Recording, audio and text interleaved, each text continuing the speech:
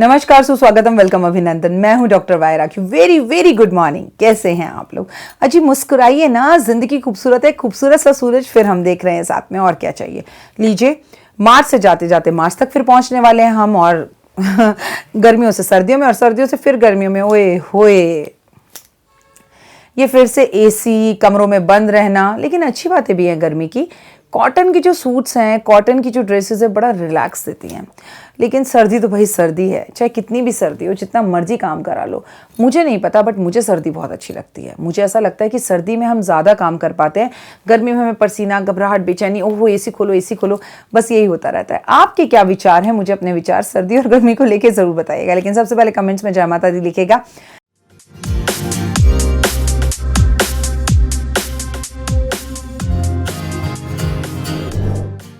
नमस्कार। सूर्य देवता को मेरा कोटि कोटि प्रणाम। मेरे YouTube परिवार का भी सूर्य देवता को कोटि कोटि प्रणाम। आप सोच रहे होंगे आज राखी जी सूर्य देवता को प्रणाम क्यों कर रही हैं? तो आप सबको भी मेरा प्रणाम। आपके सभी फादर इन लॉ को, आपके सभी घर के पिता को मेरा प्रणाम, क्योंकि सूर्य पिता के समान होते हैं। अगर हम अपने पिता की और अपने ससुर की, अपने बॉस की इज्जत करें, रिस्पेक्ट करें, तो हमारा सूर्य अपने आप अच्छा हो जाता है।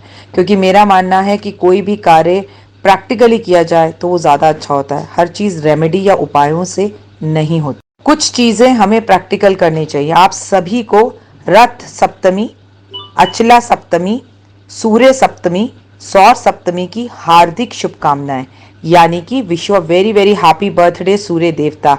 हाँ जी, 19 फरवरी को सूर्य देवता का जन्मदिन है, और जन्मदिन की हार्दिक शुभकामनाएं मेरे पूरे परिवार की तरफ से। और मेरे परिवार में तो हजारों लाखों बच्चे ऐसे हैं जिन्हें सरकारी नौकरी चाहिए। क्या आपको भी चाहिए? तो इस वीडियो को टिल एंड तक देखें, क्योंकि मैं आपको बहुत जबरदस्त उपाय बताऊंगी आपकी अलग अलग समस्याओं के लिए, जिसका निवारण कल आपको मिल सकता है। इसे आरोग्य सप्तमी भी कहा जाता है, क्योंकि इस दिन भगवान सूर्य का जन्मदिन हुआ था। कहते हैं इस दिन जो भी पूजा पाठ, भक्ति, आराधना, अर्चना करता है, उसकी जिंदगी में से सभी रोग खत्म हो जाते हैं। खासकर उसकी आंखों से जुड़ी हुई समस्या, स्किन से जुड़ी हुई प्रॉब्लम, या उसको संतान नहीं हो रही हो, और संतान में भी खासकर अगर उसे पुत्र चाहिए हो। आपका अगर ट्रांसफर नहीं हो रहा, आपकी पर्सनालिटी डेवलपमेंट नहीं हो रही, आपका कॉन्फिडेंस नहीं बढ़ रहा, या आपको सरकारी नौकरी नहीं मिल रही, तो कल आप माला माल हो सकते हैं। साल में एक बार आने वाला ये दिन, मतलब सूर्य देवता का जन्मदिन, आपको जिंदगी में चमत्कार ही चमत्कार दिखा सकता है। लाल रंग की बोतल, उसके अंदर गंगा जल, उसके अंदर उसे 2 घंटे के लिए सूर्य की रोशनी में रखकर उस बॉटल का जल पूरे घर में छिड़कें, उसे पिएं, और जो बीमार व्यक्ति है उसे भी पिलाएं। आप चाहें तो 3-4 बोतलें कल बना सकते हैं और इसे 3-4 दिन में इस्तेमाल कर सकते हैं। ऐसा करने से आपका सूर्य बहुत अच्छा होगा। और बच्चों को ये सूरज की लाल बोतल के अंदर रखा हुआ जल जरूर पिलाएं, उसमें गंगा जल भी होगा। इससे बच्चों की परीक्षा में नंबर भी अच्छे आएंगे और बच्चों का कॉन्फिडेंस भी बहुत अच्छा होगा। अगर आपके पति को सरकारी नौकरी चाहिए तो आपको कल के दिन ये व्रत जरूर रखना चाहिए। अगर आपके पति को सरकारी नौकरी चाहिए तो सुबह जल्दी उठें और उनसे कहें कि 5:15 से लेके 7 बजे के बीच में आप सूर्य नमस्कार, सूर्य प्रणाम और सूरज को जल जरूर दें, क्योंकि जब राजा निकलता है तब ही वो देखता है कि उसके स्वागत के लिए कौन खड़ा है। तो सूरज को जल देने का समय हमेशा ही 5:15 से 7 बजे के बीच ही होना चाहिए। सूर्य प्रणाम, सूर्य नमस्कार, सूर्य दान और सूर्य को प्रणाम जरूर करना चाहिए। क्योंकि सूर्य नमस्कार क्या होता है ये आप सब जानते हैं। सूर्य प्रणाम, सूरज को प्रणाम करना, और सूर्य में स्नान। अगर सूरज में बैठकर आप स्नान कर सके उसकी किरणों में तो अति अधिक उत्तम। और सूर्य दान मतलब सूरज की रोशनी में खड़े होकर उच्च कोटि ब्राह्मण को कुछ भी वस्तु दान करना, या दान का संकल्प लेके मंदिर जाकर पंडित जी को देना। कल सूरज को जल भी जरूर चढ़ाएं। सूरज को जल देते वक्त अपना लोटा आप जो रखें वो तांबे का रखें। अगर तांबे का ना हो तो कोई भी लोटा चलेगा, लेकिन लोटे को सर के ऊपर लेकर जाएं और बीच में से जो जल की धार है उसमें से सूर्य की किरणों को देखें, और वो सूर्य की किरणें आपकी ओर जरूर छल छल होकर आपके शरीर पर जब पड़ती हैं तो आपका कॉन्फिडेंस बढ़ता है और आपके रोग दूर होते हैं। सूर्य की किरणें जब आप सूरज को जल दें तो बालकनी में खड़े होकर नीचे ना दें, जिससे आपका करियर खराब हो जाएगा। जब भी सूरज को जल दें छत पर जाकर या ग्राउंड फ्लोर पर आकर धरती पर खड़े होकर जल दें तो बहुत ही उत्तम। सूर्य के सामने खड़े होकर दोनों हाथ खोलकर आपको ओम का जाप भी जरूर करना चाहिए, इससे डिप्रेशन की बीमारी दूर होती है। कल के दिन आपको आदित्य हृदय स्रोत का पाठ भी करना चाहिए। कल से मेरा मतलब है 19 फरवरी को। आपको सूरज के सामने दीपक जलाना चाहिए, वो भी कपूर का, और सूर्य की आरती करनी चाहिए। सूर्य को गुलाब के फूल अर्पण करने चाहिए और सूर्य गायत्री मंत्र जाप करना चाहिए। आप पूरे साल आदित्य हृदय स्रोत का पाठ करें या ना करें, लेकिन आपको कल आदित्य हृदय स्रोत का पाठ करना चाहिए, क्योंकि कल अगर आपने आदित्य हृदय स्रोत का पाठ सूर्य देवता के जन्मदिन पर करा, ओए होए, फिर तो क्या कहूं आपसे, आपको पूरे साल का आदित्य हृदय स्रोत पाठ करने का फल मिलेगा।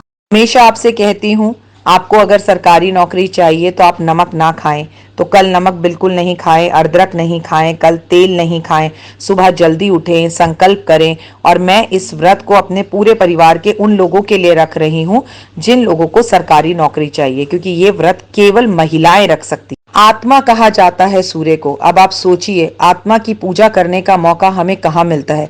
ग्रहों में पिता है सूर्य देवता। अगर कल आपने सूरज को खुश कर लिया तो आने वाला पूरा साल आपको माला माल और बहुत ही ज्यादा कॉन्फिडेंस वाला कर सकता है। कई बार ना हमें ज्ञान तो सब होता है, लेकिन हमारे अंदर आत्मज्ञान नहीं होता, कॉन्फिडेंस नहीं होता, हम में आत्मविश्वास नहीं होता। उस आत्मविश्वास को अगर आपको जगाना है तो प्लीज कल का ये दिन अपने हाथ से जाने ना दे और जमकर पूजा करें। कुछ ना कर सकें तो सूर्य को नमस्कार ही करें।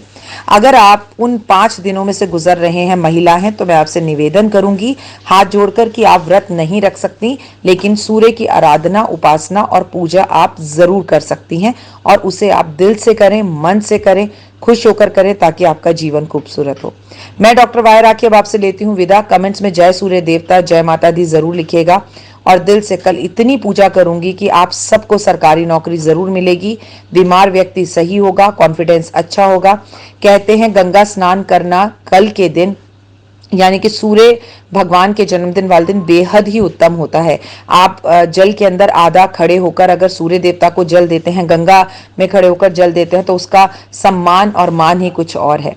कल सूर्य से जुड़ी हुई चीजों का दान करना चाहिए, जैसे कि आपको गुलाब के फूल, जैसे कि आपको गुड़, जैसे तांबे का लोटा आपको दान अवश्य करना चाहिए। इससे आपका जीवन बढ़िया होता है। आप ब्राह्मण को कल लाल वस्त्र जरूर पहनाने चाहिए, ना पहना सके तो कुछ पैसे देने चाहिए। ब्राह्मण को कल लाल मिठाई जरूर खिलानी चाहिए। लेकिन ये सब व्यर्थ है दोस्त, अगर आपके रिश्ते आपके पिता के साथ अच्छे नहीं हैं।